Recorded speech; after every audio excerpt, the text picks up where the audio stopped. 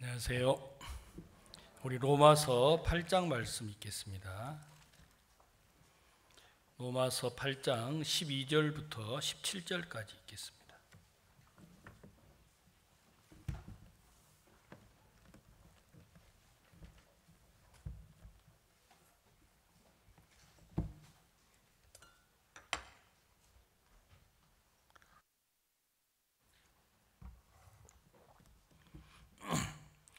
그러므로 형제들아, 우리가 빚진 자로 돼 육신에게 져서 육신대로 살 것이 아니니라.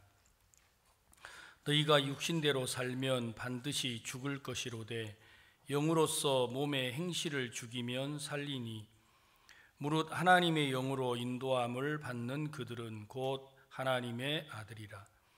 너희는 다시 무서워하는 종의 영을 받지 아니하였고 양자의 영을 받았으므로 아바 아버지라 부르짖느니라. 성령이 친히 우리 영으로 더불어 우리가 하나님의 자녀인 것을 증거하시나니, 자녀이면 또한 후사 곧 하나님의 후사요 그리스도와 함께한 후사니, 우리가 그와 함께 영광을 받기 위하여 고난도 함께 받아야 될 것이니라. 17절까지 읽겠습니다.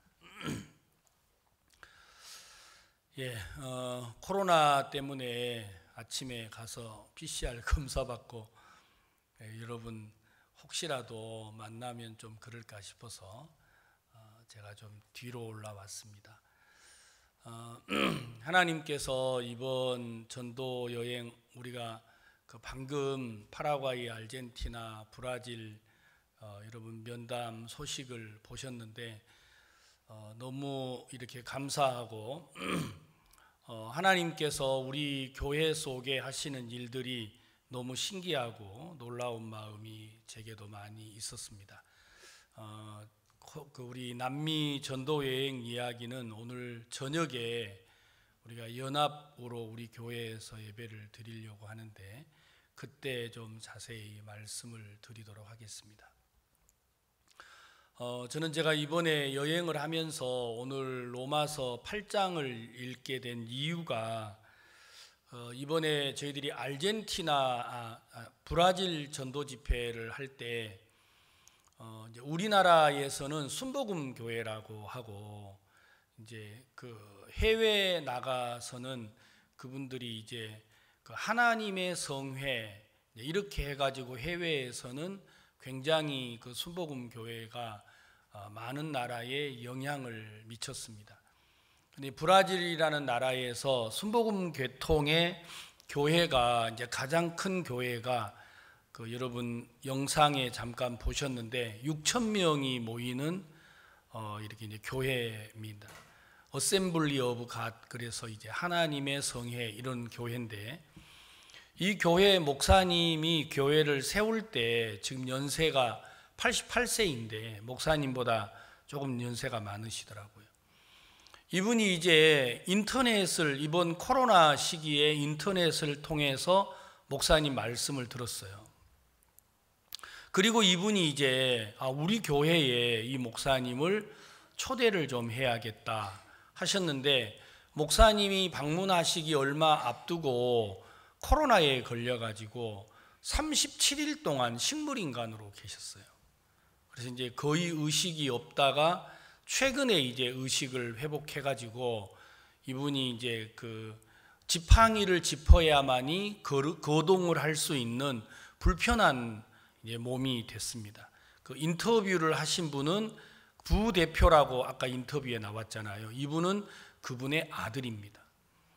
그분의 아들인데 거기에 이제 목회자들이 2,000명이 모였는데, 이분들은 그 교회를 세우신 그 이제 설립하신 목사님의 의중이 어떠냐에 따라서 자기들의 마음과 전혀 상관없이 목사님의 말씀을 들으려는 그런 자세를 가졌더라고요. 이분들이 우리나라로 말하면 여기 이제 부산에 가장 많은 고신파 교회들이 있잖아요. 고신파 교회들이 부산에 많은데, 이 교회는 순복음 교회인데도 너무 율법적으로 교회가 흘렀어요. 그래서 여자는 바지를 절대 못 입도록 그 교회는 하더라고요. 그래서 우리 성도들이 이제 그 교회에 가시면 치마만 입어야 돼요. 치마만요. 그건 좀 성경하고는 안 맞는 건데, 왜냐하면 그 유대 나라에는 실제로 바지가 없었어요. 바지가 없었고 다 치마를 입었던 그런 이제 두루마리로 해서 통으로 입었던 그런 옷을 입었기 때문에 실제 바지가 없거든요. 그래서 바지는 여자가 입으면 여자 옷이 되고 남자가 입으면 남자 옷이 되는 건데도 그분들은 어떻게 그게 받아들여졌는지 여자는 치마만 입어야 한다 해가지고 여자분들이 거기에 오시는 분들은 바지 입은 사람이 한 사람도 없어요. 그런 식으로 율법적으로 교회가 굉장히 많이 흘렀더라고요. 그 교회에서 은혜의 복음을 이제 목사님 말씀을 들으면서 이분들이 너무 감격해한 거예요. 그리고 이제 그 목사님께서 집회 말씀이 끝났는데 목사님께 오셔서 그 대표 목사님께서 목사님, 이 교회는 당신의 교회입니다. 저는 그게 지금도 잊어지지가 않아요. 그분이 설립했는데 언제든지 이 브라질 나라에 오시면 목사님 이 강단에서 말씀을 전하십시오. 제가 그렇게 이 강단을 비워드리겠습니다. 그렇게 해서 목사님께서 그 브라질 어셈블리 오브 갓 교회에 이제 그 목회자들을 교육하기 위해서 집회를 하기로 지금 이제 일을 진행을 하고 있습니다. 제가 이제 그 교회에 집회를 마치고 오면서 노마서 이 말씀이 좀 제 마음에 굉장히 많이 그 마음을 두드리게 해줬습니다. 왜냐하면 노마서 8장 1절에 우리 성도들은 너무도 잘 아는 내용이지만 여러분 성경 노마서 8장 1절 우리 한번 보겠습니다. 그러므로 이제 그리스도 예수 안에 있는 자에게는 결코 정죄함이 없나니. 우리 다 같이 한번 따라해 보겠습니다. 다 읽어보겠습니다. 시작. 그러므로 이제 그리스도 예수 안에 있는 자에게는 결코 정죄함이 없나니. 결코라는 말은 어떠한 경우에도 이런 말이죠. 그러니까 예수 안에 있다면 정죄가 없다. 정죄라는 원래 말은 죄인이다. 쉽게 말하면 너 죄인이야 하는 마음이 없다라는 겁니다. 그런데 여러분들이 이제 이 성경을 생각을 하면서 더듬어 보시면 우리 사회에 이단에 대한 두려움이 굉장히 많이 있습니다. 이단 그러면 사람들이 좀 경계하고 주저하잖아요. 특히나 성경에 기록하기를 이단은 한두 번 훈계한 후에 멀리하라고 되어 있습니다. 디도서 3장에 이단에 대한 기록이 있는데, 그러니까 이단에 대한 두려움이 한국 사람들에게는 굉장히 많아요. 왜냐하면 이단이 사회적으로 무리를 일으킨 사람들을 보고 주로 이단이라고 해요. 그러니까 뭐 문선명, 박태선 막 이런 우리 사회에 뭔가 정상적인 길로 가지 않았던 사람들, 스스로 자기가 하나님이라고 말하는 사람들, 우리는 이러한 사람들을 이단이라고 말하는데 성경에는 그러한 사람을 이단이라고 하지 않았어요. 이단은 누구냐? 성경 디도서 3장에는 이단은 스스로 정죄한 자로서 죄를 짓느니라. 자, 우리 찾아드리겠습니다. 디도서라는 성경을 한번 찾아보겠습니다. 디도서. 우리가 이 성경에서 우리가 이 사실을 좀 알면 조금 더 여러분이 349페이지 디도서 3장을 읽겠습니다. 디도서 3장 9절을 읽겠습니다. 그러나 어리석은 변론과 족보 이야기와 분쟁과 율법에 대한 다툼을 피하라. 이것은 무익한 것이요 헛된 것이니라. 이단에 속한 사람을 한두 번 훈계한 후에 멀리하라. 성경에 이단이라는 근거를 정확하게 제시한 성경은 여기 한 군데입니다. 이단에 대해서. 그러니까 적어도 이단 그러면 뭐 아무나 가지고 이단이라고 하면은 안 돼요. 누구를 보고 이단이라고 해야 하느냐? 11절 다 같이 시작. 이러한 사람은 내가 아는 바와 같이 부패하여서 스스로 정죄한 자로서 죄를 짓느니라. 자, 이단의 가장 큰 문제는 뭐냐면 스스로 정죄한다 하는 말입니다. 왜냐하면 로마서 8장 1절에 그러므로 그리스도 예수 안에 있는 사람은 뭐가 없다고요? 결코 정죄가 없다. 그냥 정죄가 없는 게 아니고 결코 어떠한 경우에도, 그러면 살인하고 간음하고 도적질을 해도 죄인이 안 된단 말입니까? 사람들은 윤리적으로 도덕적으로 그러면 문제지요. 그래서 사람들은 정죄가 안 된다고 말을 못해요. 성경은 결코 그랬으니까 어떠한 경우에도 설령 여러분이 간음하고 살인하고 도적질을 했다 할지라도 성경은 우리를 보고 죄인이라고 하지 않는다라는 겁니다. 그러면 막 살인해도 되나요? 그렇게 말한 적은 저는 없습니다. 여러분, 우리 안에 성령이 계시면 여러분을 살인하도록 두지 않겠죠. 간음하고 도적질하도록 두지 않겠죠. 왜냐하면 이제는 내가 산 것이 아니요 오직 내 안에 누가 삽니까? 여러분이 구원을 받았다면 내가 사는 게 아니고 그리스도가 사시는 겁니다. 그러면 그리스도 예수 안에 있는데 왜 우리가 정죄를 당하느냐라는 것입니다. 만약에 여러분이 예수 안에 있다고 하면서 죄인이라고 한다면 그게 이단이에요. 장로교가 이단이고 감리교가 이단이고 순복음교가 이단이고 침례교가 이단이다 이런 게 아니라 그리스도 예수 안에 있다고 하면서 스스로 정죄한다 이 말이에요. 아무도 죄인이라고 하지 않는데 자기 스스로 자기를 뭐라고 한다고요? 죄인이라고 한다라는 겁니다. 이게 이단이에요. 저는 오늘 여러분들에게 드리고 싶은 내용이 어떤 거냐면 많은 성도들이 구원을 받았어요. 그래서 죄인이라고는 하지 않아요. 구원을 받았으니까요. 내 안에 그리스도가 사시니까 죄인이라고는 하지 않습니다. 그런데 구원받은 성도들 마음 안에도 스스로 정죄하는 게 있어요. 나는 믿음이 없어.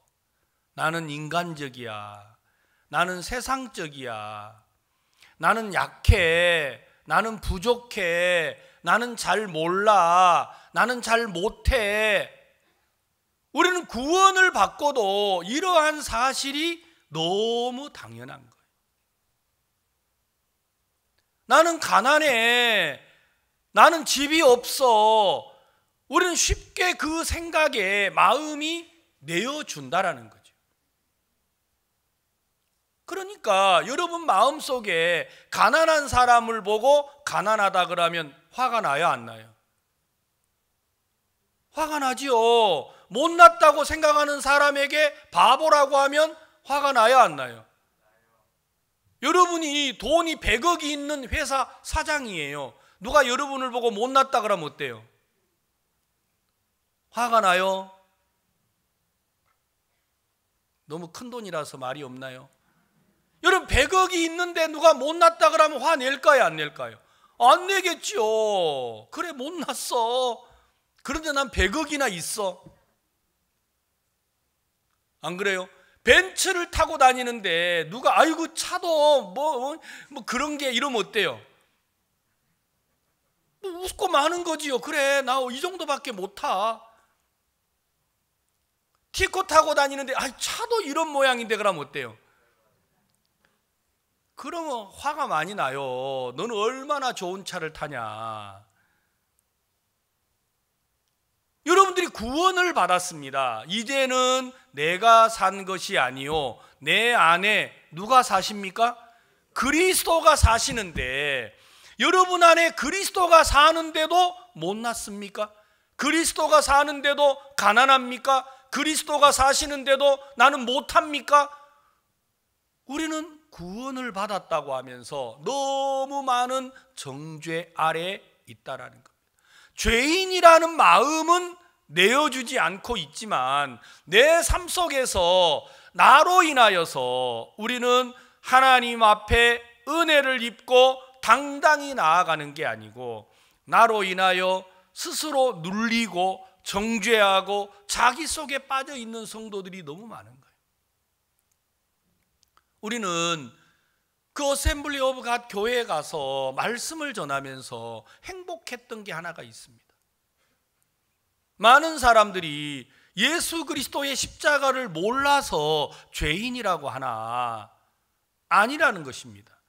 예수님이 우리 죄를 영원히 속했다고 하는 사실을 몰라서 죄인이라고 하나, 아니라는 거예요. 그들도 입으로 말해요. 예수님이 내 죄를 사했다고요. 영원히 온전케 했다고 말합니다. 그리고는 스스로 정죄하고 있습니다. 내가 날마다 죄를 짓잖아요. 그래서 저는 죄인이라고 생각을 한다라는 겁니다. 그게 이단이에요. 여러분들이 예수 그리스도 안에 있다면서도 나는 못났어요, 부족해요, 없어요, 가난해요, 나는 세상적이에요, 나는 세상을 좋아해요. 아니에요. 여러분이 구원을 받을 때 예수 그리스도의 사람들은 육체와 함께 그 정도 십자가에 다 못 박았다고 기록을 했습니다.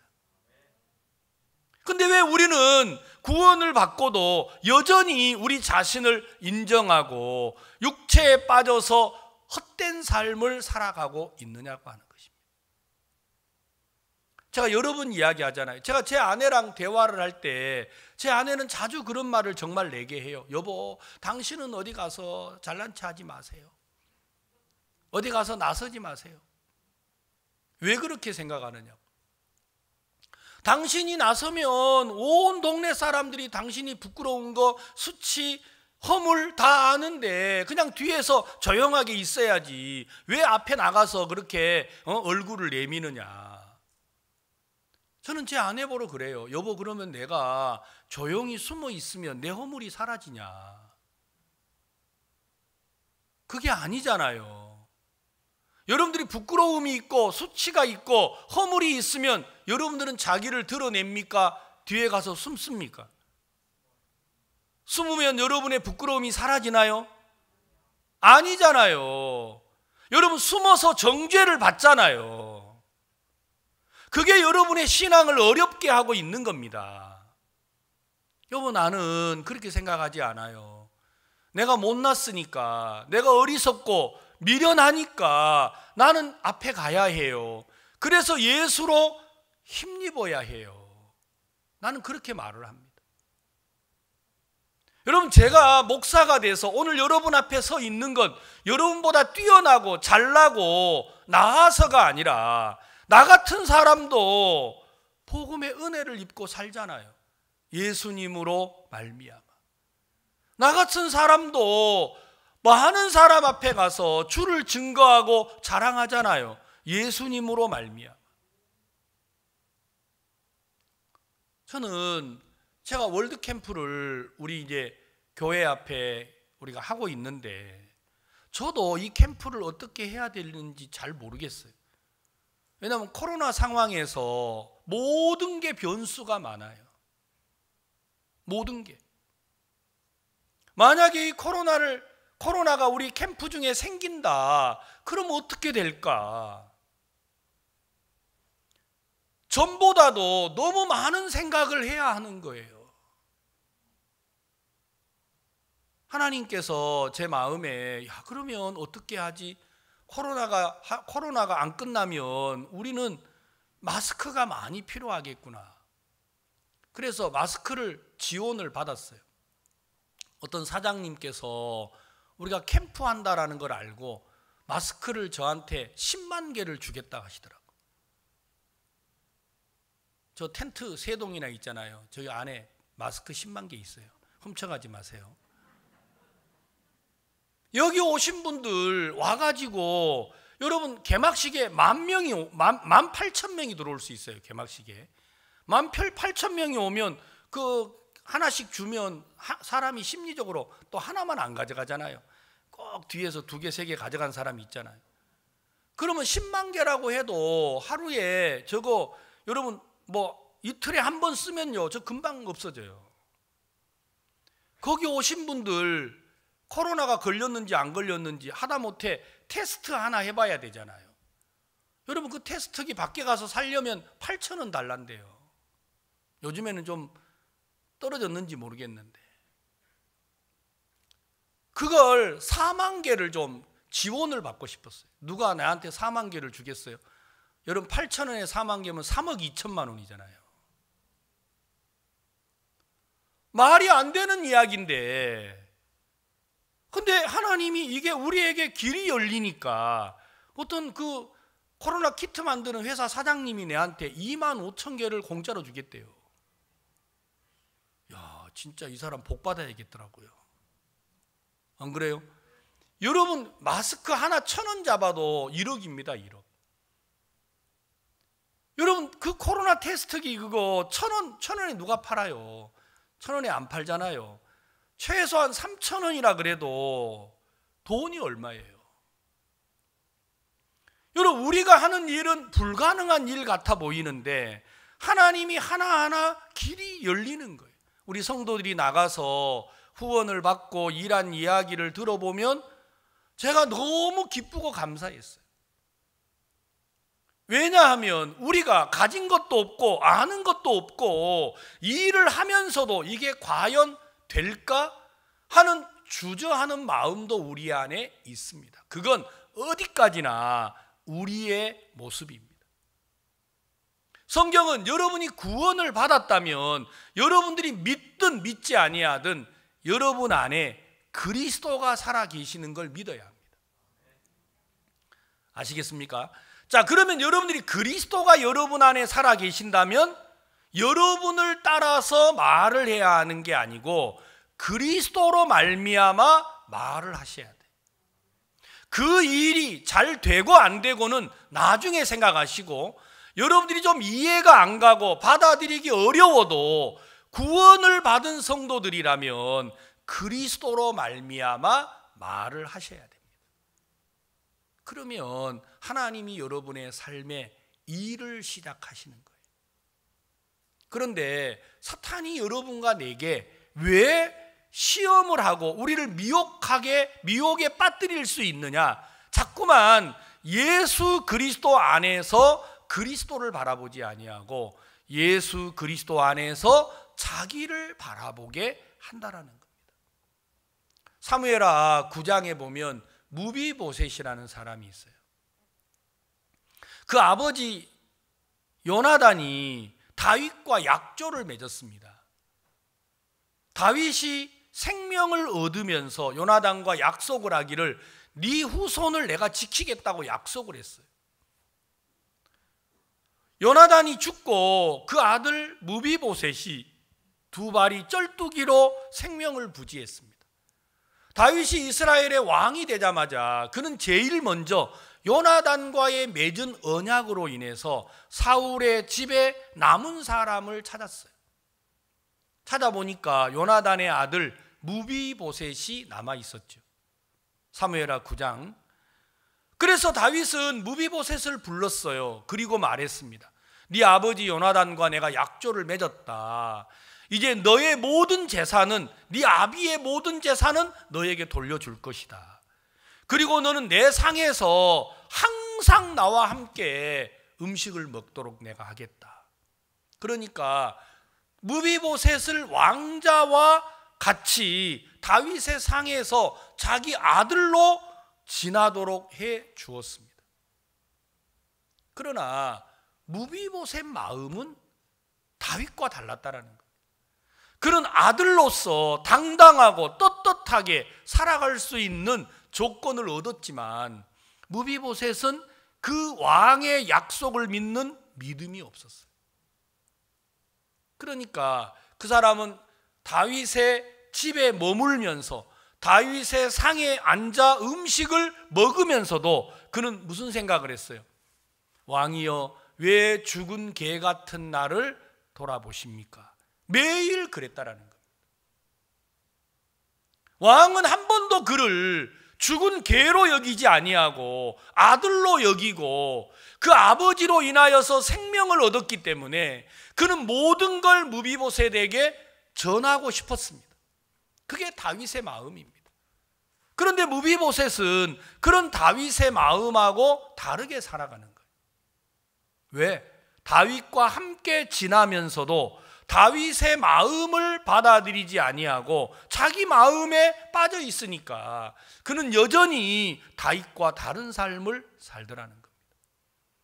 구원을 받고도 많은 성도들이 예수와 함께 예수로 말미암아 은혜를 입어 살아가면서도 여전히 못나고 어리석고 미련하고 여러분 아무것도 할 수 없는 사람으로 전락하고 마는 이유가 그리스도 예수 안에서 예수님으로 말미암지 않고 자기 자신으로 말미암아 매일 삶을 살아간다는 거예요. 여러분 자신만 바라보면 못난 게 정확하지요. 여러분 자신만 바라보면 할 수 없는 게 정확하지요. 그러니까 우리는 구원을 받고 교회 안에 있으면서도 나는 못해, 나는 안 돼, 나는 할 수 없어, 이런 마음들이 너무 쉬운 거예요. 그렇지 않아요. 여러분 구원을 받은 성도들은 그리스도를 기억해야 돼요. 그래서 성경은 예수를 생각하라고 말했습니다. 아멘. 예, 여러분이 못났지 예수님이 못나지 않았잖아요. 여러분이 어리석지 예수님이 어리석지 않잖아요. 내가 미련하지 예수님이 미련하지 않잖아요. 그래, 사람들이 나를 보고 못났다고 하면 숨지 마세요. 숨어 있으면 잘난 사람이 되나요? 여러분 못난 대로 예수 그리스도 앞에 서서 그리스도로 말미암아 사세요. 여러분 부끄럽습니까? 수치가 있고 허물이 있습니까? 감추지 마세요. 그래 나 못났다, 그래 나 어리석다, 그래 나 미련하다, 그러니까 내가 예수로 말미암아 살아야 하는 것입니다. 사람들이 그 사실을 믿지 못하니까 구원을 받고도 사람들은 정죄를 당하고 살아가는 사람들이 너무 많은 거예요. 여러분 구원을 받았다고 하는 사람들이 왜 정죄 속에 빠져서 죄인이라고 합니까? 그건 이단이 가는 길이라는 거예요. 마가복음에 보시면 이렇게 기록을 하고 있는데 예수님이 이런 마가복음 6장에 보시면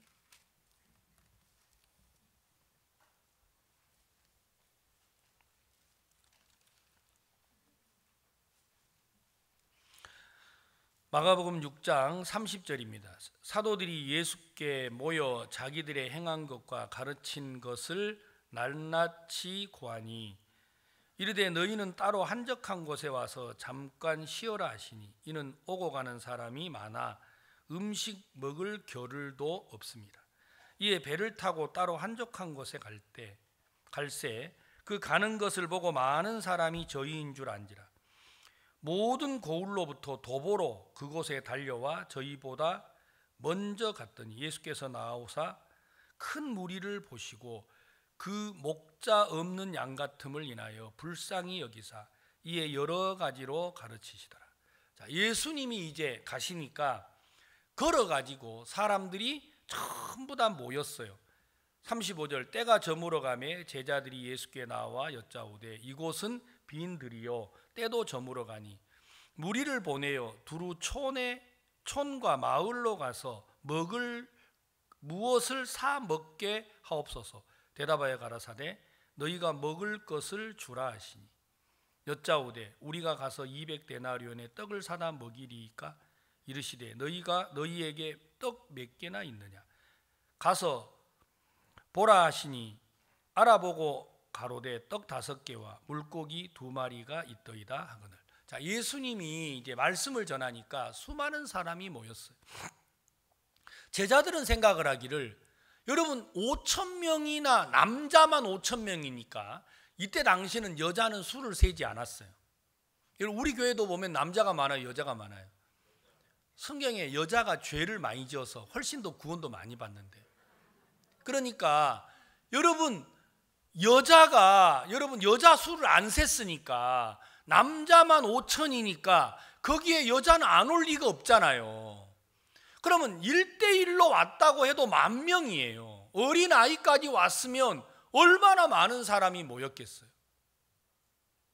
그러니까 남자의 수가 5천인데 가만히 보니까 제자들이 이 사람들이 지금 날이 저물고 어디서 떡을 구해서 먹게 할 거냐 이거죠. 그러니까 예수님과 함께 하면서도 걱정 있는 제자들이 있잖아요. 그렇죠? 우리가 구원을 받고 교회 안에 있으면서도 걱정이 있어요, 없어요? 있어요. 방금 우리 자매님 나와서 간증하셨잖아요. 뭐 마스크를 벗는 것도 아니고 코로나가 다 해결된 것도 아니고 야외에 나가도 50명 이상은 마스크를 쓰라고 하는데 우리 목사님은 계속 월드캠프 해서 전 세계 다니는 사람마다 전부 다 한국에 오라는 거예요. 근데 한국에 오는데 비자를 안 줘요. 한국 대사관에서 마음대로 비자를 안 줘요. 그래서 코로나 이제 이 상황이 해결이 안 되는데 저희들이 캠프를 준비해야만 하는 겁니다. 그러니까 숙소를 뭐 옛날 같으면 그냥 접수한 걸 확인하고 호텔을 잡으면 되는데 접수가 이게 불안정한 거예요. 몇 명이 오는지 가는지, 만약에 호텔을 많이 잡아놔 가지고 갑자기 우리가 취소하면 페널티를 물어야 되잖아요. 또 갑자기 많은 사람이 오면 호텔이 부족해서 들어갈 자리가 없잖아요. 이것도 문제고 저것도 문제인 거예요. 여러 가지로 우리에게 어려운 변수들이 있는데 목사님은 이 일을 하기를 원하시더라고요. 아마도 우리는 세상 같았으면 절대 안 했겠죠.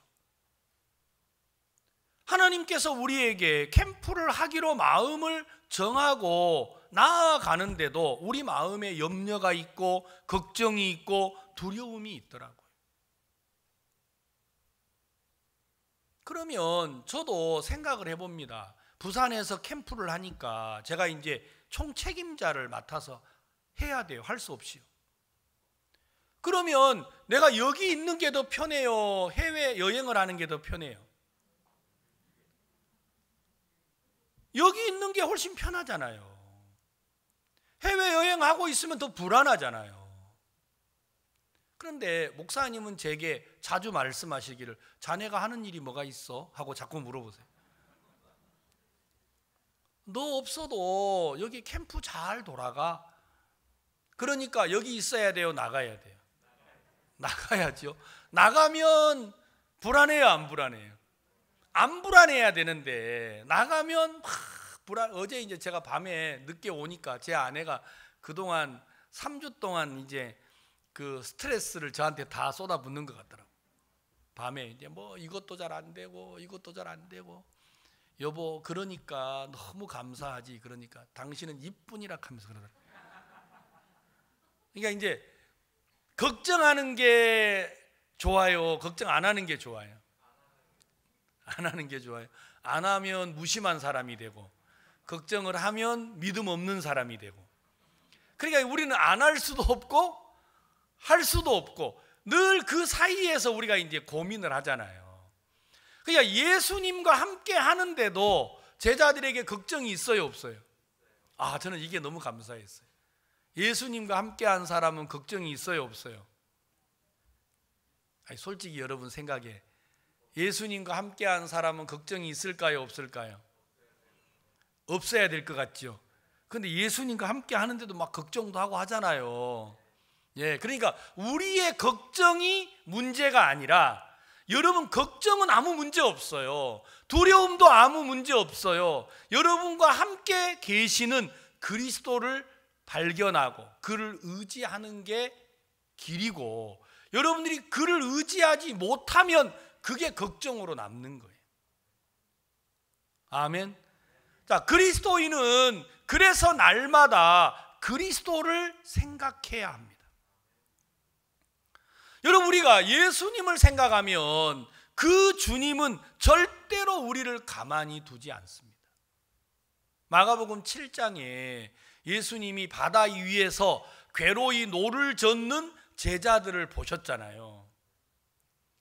제자들이 괴로이 노를 젓고 있으니까 예수님이 사경쯤에 바다 위를 걸어서 제자들이 괴로이 노 젓는 데를 오셨어요, 안 오셨어요? 오셨어요. 유령이다 막. 뭔 유령이야. 예수님이 내니 두려워 말라. 그리고 예수님이 괴로이 노를 젓는 제자들의 배에 오르시고 잠잠하라 고요하라 하면서 바다도 풍랑을 잠잠케 하셨잖아요. 문제는 두려워하고 염려하고 걱정하는 제자들이 문제가 아니고 그런 제자들 곁에 누가 항상 계시는 거예요? 예수님이 계시는 거예요. 자, 그러면 여러분의 삶 속에 문제가 있고 염려가 있고 걱정이 있잖아요. 자, 우리는 무엇을 해결하려고 해요? 우리에게 닥친 이 문제와 염려와 걱정을 해결하려고 하지 그 곁에 계시는 그리스도를 발견하지 않는다는 겁니다. 하나님이 여러분의 삶에 문제를 주셨다면 여러분에게 그리스도를 알게 하려고 하신 거예요. 여러분에게 걱정과 염려와 두려움을 주었다면 여러분 마음속에 그리스도를 의지하게 하려고 하나님이 하셨단 말입니다. 그런데 그리스도 예수 안에 있으면 결코 정죄가 없는데도 사람들은 구원을 받고 여전히 마음속에서 나는 못났어, 어리석어, 미련해, 교만해, 악해 그러고 있는 거예요. 예, 여러분이 악한 건 그리스도 밖에 있을 때도 악했어요. 여러분이 교만한 건 그리스도 밖에 있을 때도 교만했어요. 여러분들이 세상적이었던 건 그리스도 밖에 있을 때도 세상적이었잖아요. 주님, 그런 여러분을 문제 삼았어요, 안 삼았어요? 예, 안 삼았어요. 우리가 아직 연약할 때에, 우리가 아직 죄인 되었을 때 그리스도께서 경건치 않은 자를 위하여 죽으심으로 하나님께서 우리에 대한 자기의 사랑을 나타내셨다고 하셨잖아요. 우리의 못난 거, 어리석은 거 주님 한 번도 문제를 삼은 적이 없습니다. 다만 여러분들은 여러분이 못난 것, 어리석은 것, 미련한 게 신앙의 문제라고 생각하지만 그렇지 않아요. 그건 신앙의 문제가 아니에요. 나는 가난해, 나는 없어, 나는 못 배웠어 아니에요. 여러분이 가난한 건 신앙의 문제가 아니에요. 왜 가난한데도 여러분과 함께 하시는 그리스도를 의지하지 않느냐라는 겁니다. 여러분들이 못 배웠으면서도 왜 못 배워서 숨고 감추고 있지? 못 배웠는데 왜 그리스도를 의지하지 않느냐라는 거예요. 여러분이 정말 못난 사람이면 그리스도를 의지하십시오. 여러분들이 구원을 받을 때부터 주님은 단 한 번도 우리 곁을 떠나신 적이 없습니다. 항상 우리와 함께 하셨습니다. 그게 하나님이 우리에게 하신 약속이지 않습니까? 그런데도 여러분 마치 구원을 받았다고 하는 사람들이 여전히 죄 속에 정죄를 당하고 있다면 그게 이단인 것처럼 구원을 받고 그리스도 예수 안에 있다고 하면서도 여전히 마음에 정죄를 당하고 있다면 그는 예수 그리스도로 말미암지 않고 구원을 받고도 자기로 말미암아 삶을 살아가고 있다라는 증거입니다. 여러분, 예수님과 함께하는 동안 제자들이 먹을 게 없었습니다. 그러니까 주께서 무리를 불쌍히 여기시니까 제자들에게 먹을 게 생겼어요, 안 생겼어요? 예수님이 무리를 불쌍히 여기시니까 주께서 그들에게 먹을 걸 허락해 주시더라는 거예요. 우리는 정말 이 사실을 정확히 알아야 됩니다. 구원을 받았다면 그리스도 예수 안에 있다면 결코 정죄가 없습니다. 어떠한 경우에도 여러분이 다시 죄인이 될 수 없습니다. 그런 것처럼 여러분이 구원을 받고 그리스도 예수 안에 있다면 우리는 절대로 가난하지 않습니다. 절대로 연약하지 않습니다. 만약에 여러분이 구원을 받고도 여전히 연약하다면 여러분이 그리스도로 말미암지 않고 있는 증거라는 겁니다. 여러분이 구원을 받으셨으니까 이제는 예수 그리스도로 말미암아야 합니다. 왜냐하면 로마서 8장 3절에 율법이 육신으로 말미암아 연약하여 할 수 없는 그것을 하나님은 하시나니 곧 죄를 인하여 자기 아들을 죄 있는 육신의 모양으로 보내어 육신의 죄를 정하사. 자, 여러분들이 믿음이 있다 없다를 우리가 이렇게 눈에 보이는 척도로 계산을 할 수가 없잖아요. 믿음이 있는 사람은 막 얼굴이 빨개진다 그러면 금방 알 수 있는데 믿음이 그런 게 아니잖아요. 믿음이 있는 사람은 뭐 쌍꺼풀이 진다 그러면 금방 알 수 있잖아요. 믿음이 있는지 없는지. 근데 믿음이 있는지 없는지를 구별하기가 어려워요. 그래서 믿음이 있다라는 말은 무슨 뜻이냐면요, 로마서 8장 3절에 율법이 육신으로 말미암아 연약하여 할 수 없는 그것을 하나님은 하신다. 자, 그러니까 신앙에 믿음이 자라난다, 믿음이 있다, 이게 무슨 뜻이냐면 하나님은 하신다, 이 마음이 여러분 안에 자라나는 거예요. 율법은 우리에게 많은 걸 요구합니다. 그러나 그 율법의 요구대로 우리가 살아갈 수 있어요, 없어요? 없지요. 그러니까 우리는 늘 믿음이 없는 사람이 되는 거예요. 그런데 우리는 할 수 없지만 하나님은 하셨어요, 안 하셨어요? 하셨죠.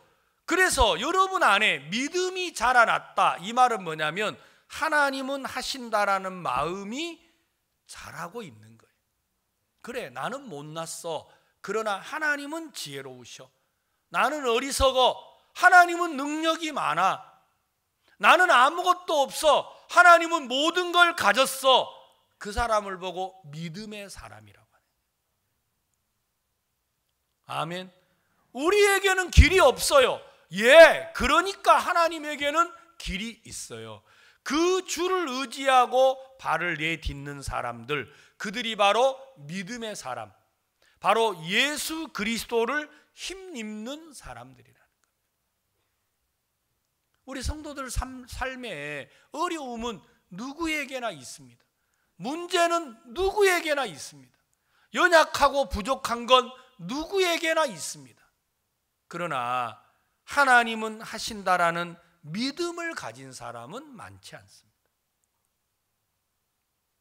여러분, 우리가 그 하나님을 믿으면 어떤 것도 문제가 되지 않는 거예요. 하나님이 우리를 돕는데 뭐가 문제가 되겠습니까? 하나님께서, 저는 제 마음에 목사님, 저는 이제 남미 전도 담당이라서 아프리카를, 우리 선교회에 들어와서 제가 목회를 하는 동안 34년을 했는데 아프리카를 제가, 특히나 서아프리카는 한 번도 안 가봤어요. 가나, 토고, 코트디부아르 이런 나라는 저는 가본 적이 없어요. 그런데 목사님께서 올해 작년 연말부터 목사님과 함께 여행을 하기를 원하시더라고요. 그래서 여행을 하는데 무슨 마음이 드느냐면 아프리카가 계속해서 길이 열리고 복을 받잖아요. 그러니까 제가 담당하고 있는 남미도 복을 받았으면 좋겠더라고요. 저는 그런 마음이 참 많아요. 왜 하나님이 왜 나에게 아프리카에 와서 복 받는 걸 보게 하실까? 하나님이 내게 복을 주려고 하시는구나. 저는 그렇게 생각을 했습니다. 그래서 남미도 목사님이 가셨으면 좋겠다. 목사님이 남미를 가시려면 대통령을 만나야 되잖아요. 그래야 목사님이 가실만 하잖아요. 그런데 대통령을 만날 길이 없는 거예요. 그래서 그 하나님으로 말미암아 이 일을 시작을 했는데 이번에 대통령을 만났어요. 여러분, 저는 이번에 브라질 대통령을 만난 게 너무 신기하고 놀라웠어요. 지금까지 목사님이 만난 대통령 가운데 가장 큰 나라 대통령이에요. 여러분, 우리나라는 미국하고 맞설 국력이 못 돼요. 근데 미국하고 맞서서 막 이렇게 함부로 말할 수 있는 대통령이 누구냐면 브라질 대통령이에요. 이번에 여러분, 지금 아마 이제 오늘까지겠네요. 오늘까지 여러분 인터넷 뉴스 보셨겠지만 LA에서 라틴 아메리카 정상회의를 바이든 대통령이 개최를 했습니다. 그런데 라틴 아메리카라는 말은 멕시코에서부터 저 브라질까지 중남미 대통령들을 말합니다. 그런데 그 나라에서 제일 큰 나라가 남미 대륙의 절반이 브라질이에요. 그 절반 중에 절반이 멕시코예요. 그러니까 멕시코 대통령하고 브라질 대통령하고 안 가면 남미 절반이 안 가는 거예요. 그러니까 이게 뭐 정상회의를 해도 아무 소용이 없어요. 그런데 브라질 대통령이 안 간다 그랬어요. 나는 거기 못 간다. 그러니까 바이든 대통령이 특사를 보냈어요. 특사를 보냈다 말은 뭔가 선물 보따리를 보냈겠죠. 그래서 이제 대통령이 이제 미국에 도착을 하기로 한 거예요. 근데 우리가 대통령께서 우리를 만나 주려고 할 이유가 아무것도 없는데 하나님께서 그 대통령이 우리 목사님을 만나겠다라는 거예요.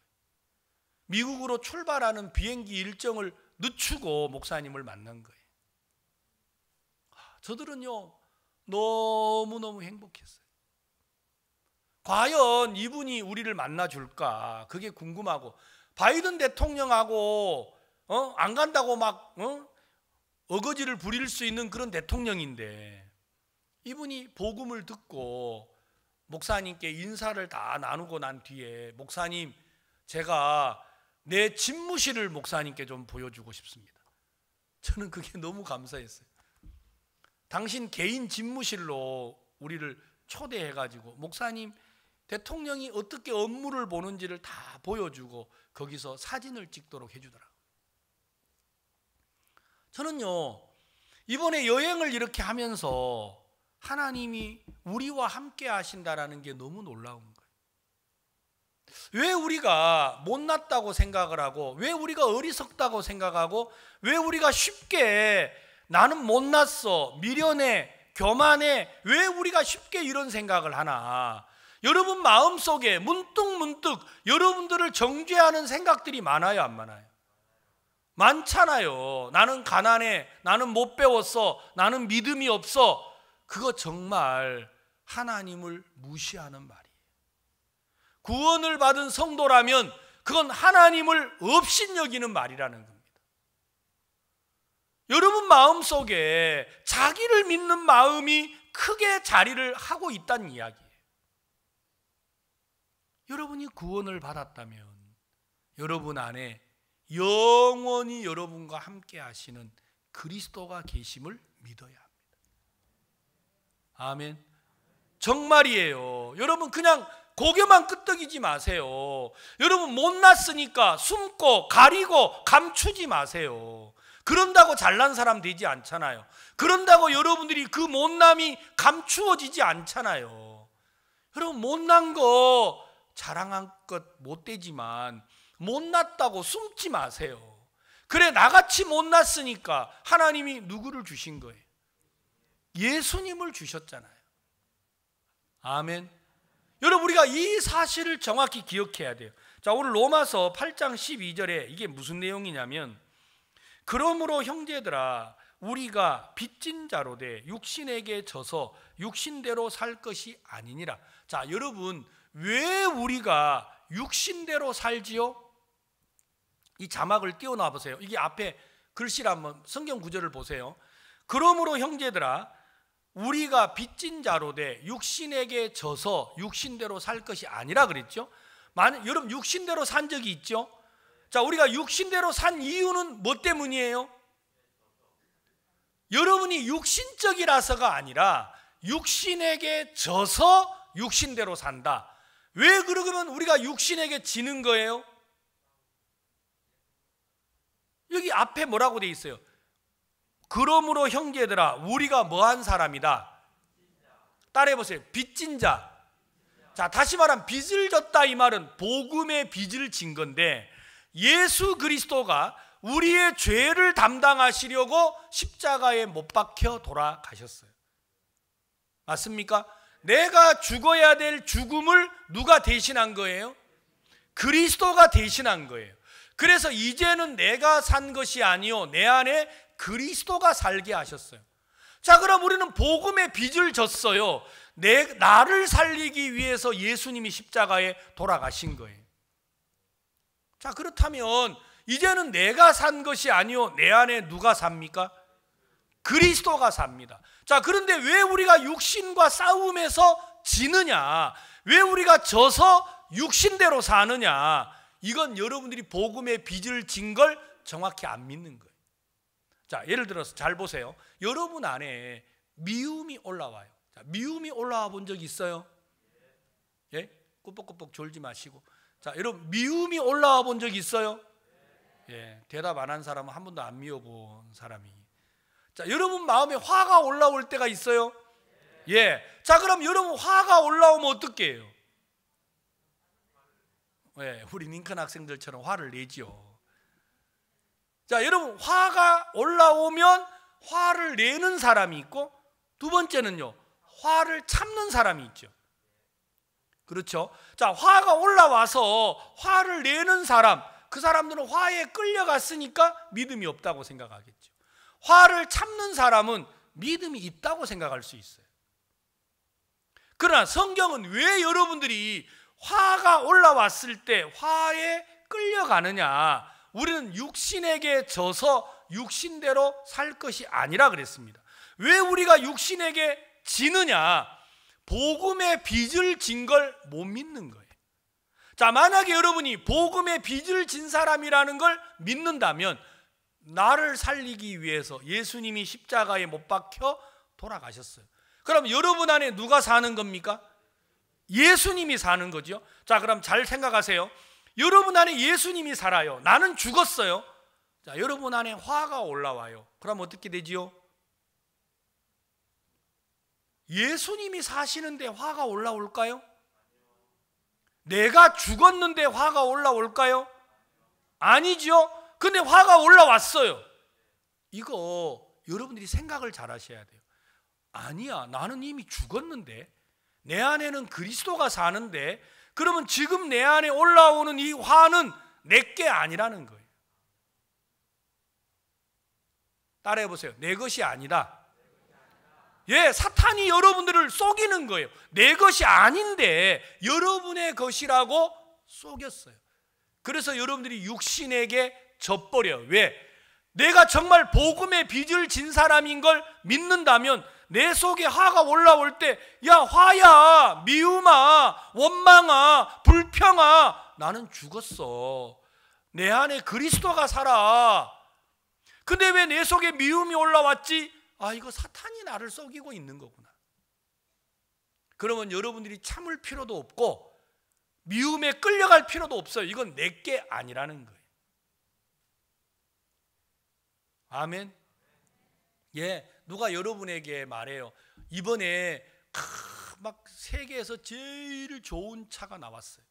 롤스로이스라는 자동차가 있는데 자동차 한 대에 12억이 간대요.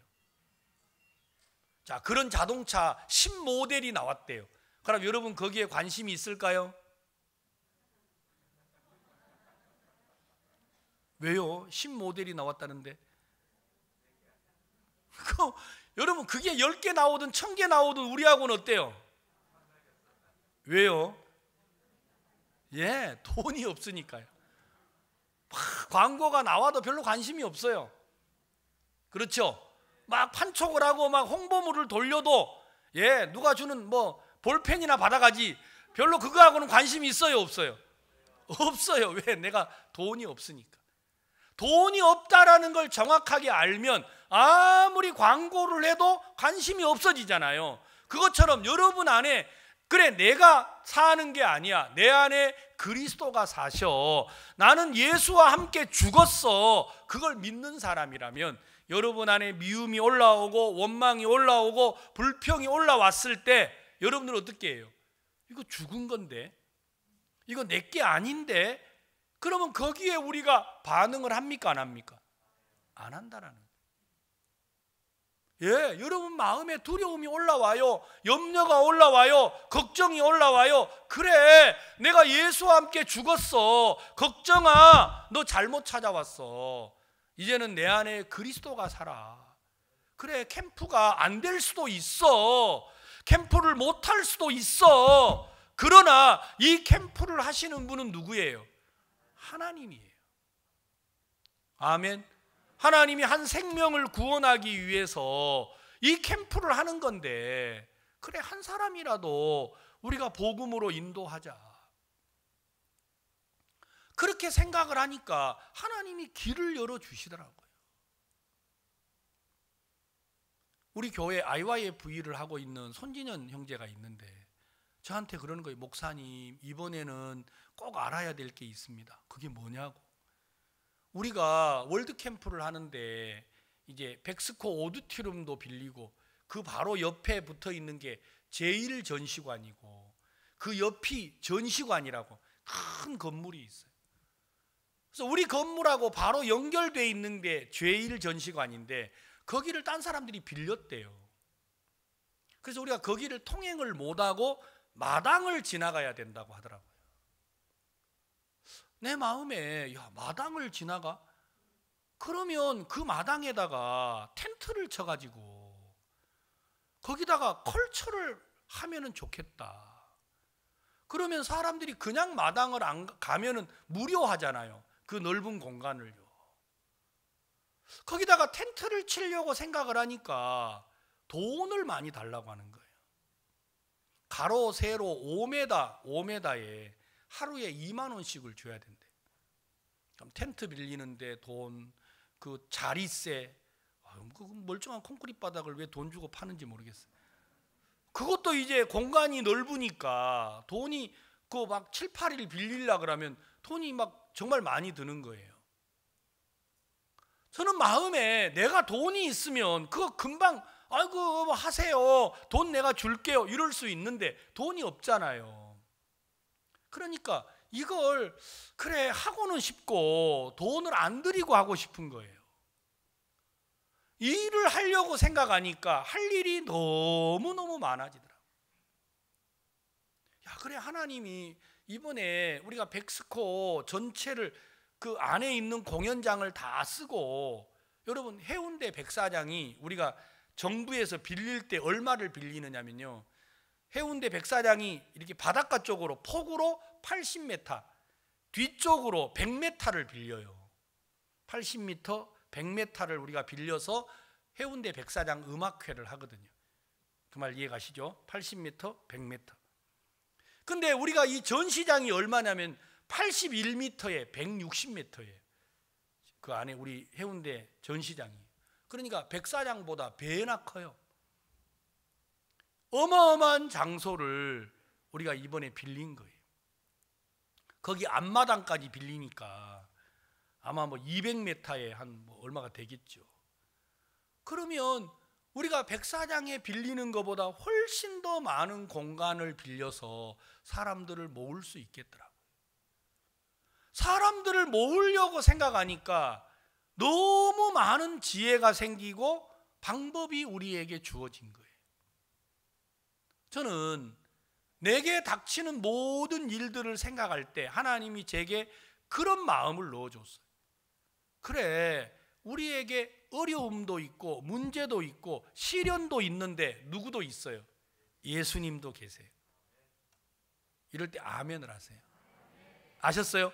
예, 여러분에게 어려움이나 문제나 두려움이나 걱정이 없는 게 좋은 게 아니고 그것도 있고 누구도 계세요? 예수님도 계세요. 근데 여러분들이 왜 그 육신과 싸움에서 지느냐? 예수 그리스도를 기억지 못하기 때문에 그래요. 우리가 빚진 자로 돼 육신에게 져서 육신대로 살 것이 아니다. 빚을 졌다면 여러분 안에 그리스도가 계심을 믿었단 말입니다. 근데 왜 우리가 육신에게 싸워서 지느냐? 예수님으로 말미암지 않고 내가 그 육체와 싸우려고 하기 때문에 여러분들이 넘어지는 거예요. 그 말 이해갑니까?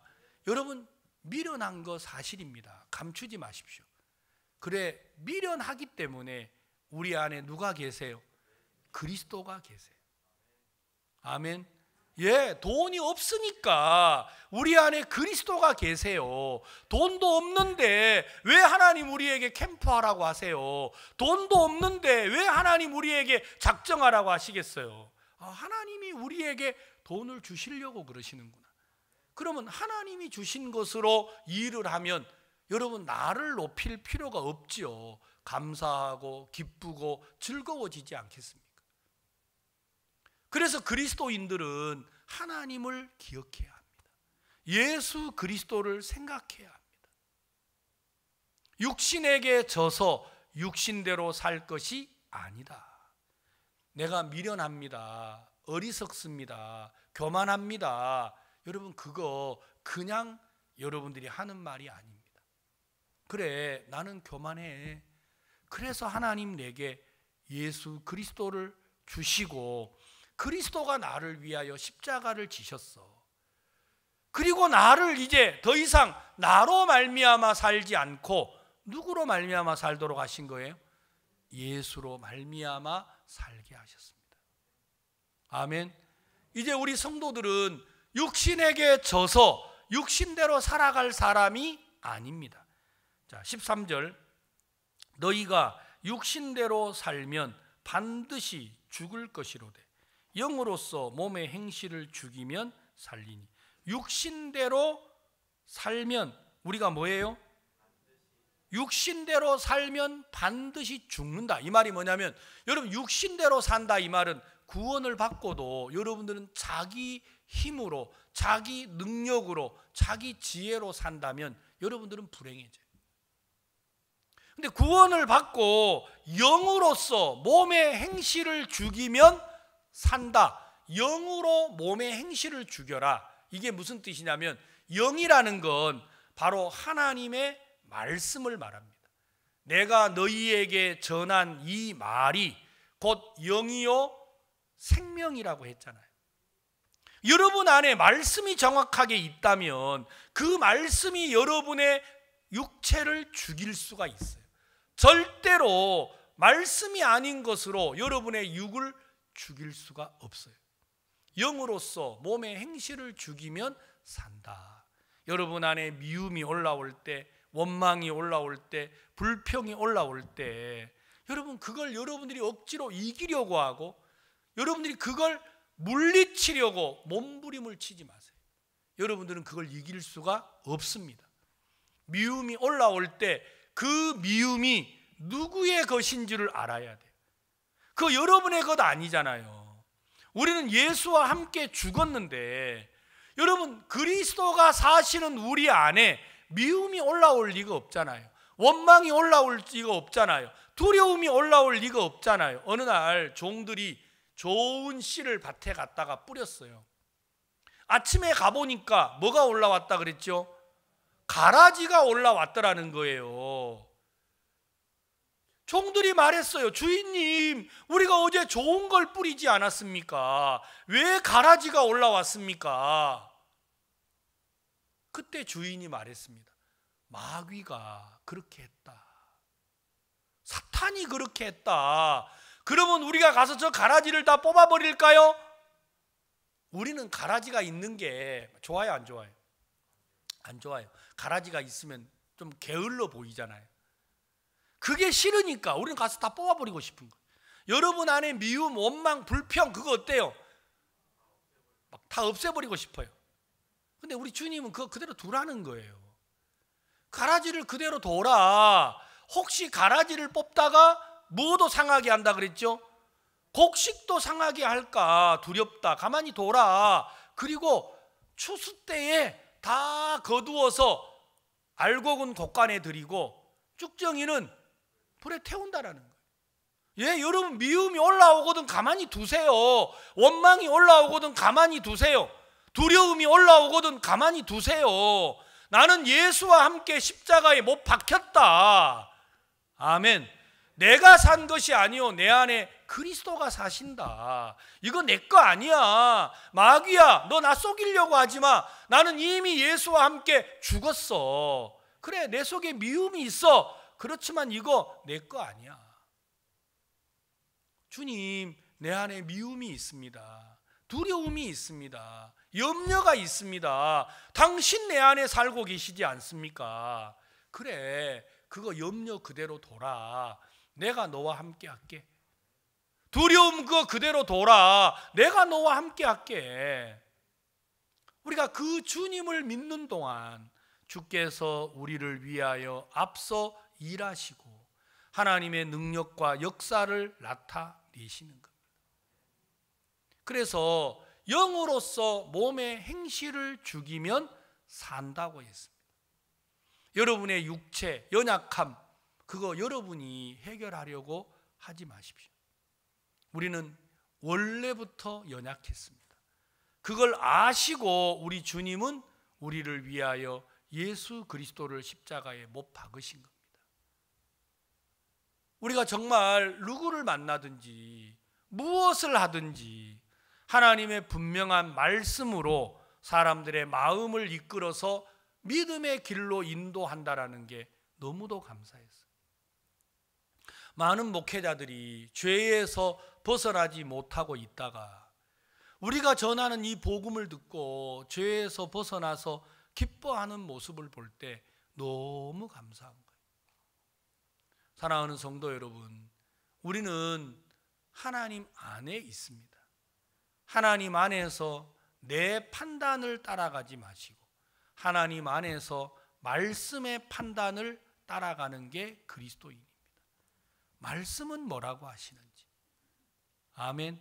말씀에 뭐라고 기록되어 있는지 그것을 여러분들이 더듬고 생각해야 할 게 그리스도인들이 해야 될 일이라는 거죠. 오늘 로마서 8장은 우리에게 분명히 말하고 있습니다. 육신에게 져서 육신대로 살 것이 아니다. 왜 우리가 육신에게 지느냐? 복음의 빚을 진 사람인 걸 잊어버렸다라는 겁니다. 아시겠습니까? 우리는 다 복음의 빚을 진 사람들입니다. 따라해보세요. 복음의 빚진 자. 예, 예수 그리스도가 여러분들을 위하여서 대신 십자가에 못 박힌 거예요. 그래서 우리는 그리스도와 함께 죽고 함께 장사되고 함께 부활하고 함께 하늘에 오르게 됐습니다. 이제 우리는 내가 아니요 예수 그리스도로 살아났습니다. 아멘. 여러분, 이 사실을 꼭 기억하십시오. 여러분의 삶 속에 사탄은 매일 찾아와서 여러분들을 육신과의 싸움의 전쟁을 걸어옵니다. 그러나 여러분, 그 전쟁을 여러분이 하면 안 돼요. 이미 우리는 복음의 빚을 진 사람이에요. 내 안에 그리스도가 사신 걸 믿으십시오. 아시겠습니까? 그리고 그리스도로 말미암아 육체를 이겨야 합니다.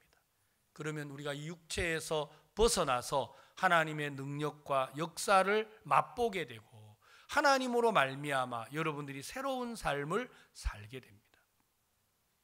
하나님께서 우리에게 복을 주셔서 너무도 감사하고 우리가 가진 이 복음 전 세계 어디를 가도 너무 놀랍고 신기했습니다. 정말 6,000명 되는 교회에 가보니까 크더라고요. 정말 잘 지어졌더라고요. 그런데 그들의 마음에 다 복음 듣고 예수를 말하면서도 전부 다 죄인인 거예요. 죄 속에 빠져서 막 몸부림치고 울고 많은 분들이 교회에 와가지고 여러분들은 오자마자 의자에 앉아가지고 막 이렇게 있는데 그분들은 땅바닥에 다 양복 입고 와서 땅바닥에 다 제가 옛날 생각이 많이 나더라고요. 교회 오자마자 땅에 무릎 꿇고 다 의자를 붙잡고 기도를 전부 다 하더라고요. 저렇게 간절하게 하나님을 찾는데 뭐가 있어요? 죄가 있어요. 우리는 진짜 뭐 예배 시간도 잘 안 지켜, 늦지막하게 와가지고, 여러분 진짜 내가 하나님이면 그런 사람 싹 빼가지고 이렇게 뭐 어떻게 할 것 같은데, 하나님은 그것도 아니래요. 따지고 보면 그들은 정성 온 마음을 들여서 예배를 드리는데 죄가 있고, 우리는 불성실하고 태만한데도 죄가 없어. 거기까지는 좋은데 죄는 없는데, 여러분들이 예수로 살아야 되는데 죄는 없어서 고마운데 예수로 살지 아니하고 여전히 또 구원을 받고도 자기로 말미암아 살면 구원받은 성도들이 그리스도 안에서 무비보셋처럼 자기 이야기만 하고 살아갈 수밖에 없습니다. 그래서 구원받은 성도들 입에서 나는 미련해, 어리석어, 없어, 가난해, 못해, 이런 말들은 여러분 우리를 위하여 십자가를 지신 그리스도의 복음의 빚을 진 사람으로서 할 수 있는 말이 아니라는 것입니다. 여러분 모두가 다 그리스도로 말하고 그리스도를 인하여서 여러분들이 복되고 아름다운 삶을 사시기를 바랍니다. 기도하겠습니다.